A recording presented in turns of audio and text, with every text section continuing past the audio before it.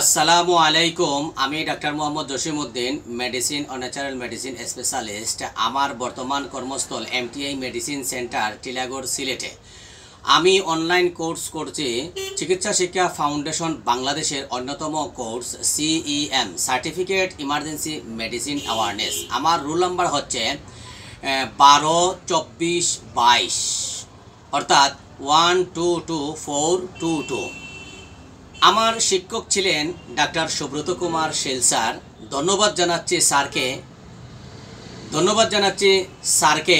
তিনি অত্যন্ত সুন্দরভাবে প্রতিটি বিষয়ে পাঠদান করিয়েছেন।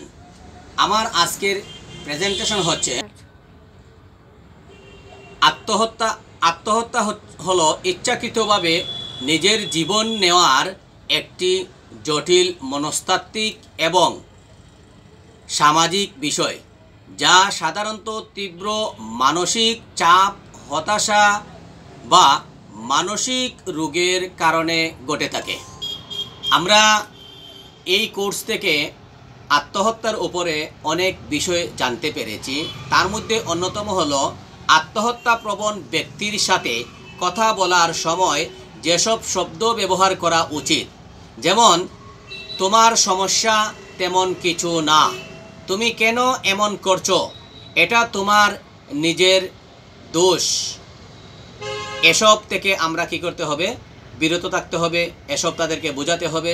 যেসব শব্দ ব্যবহার করা উচিত, যেমন আমি তোমার পাশে আছি, তুমি একা নও, আমরা একসাথে সমস্যার সমাধান করব, তোমার অনুভূতি গুরুত্বপূর্ণ, আমি শুনতে চাই। আত্মহত্যা প্রতিরোধ, সঠিক কাউন্সিলিং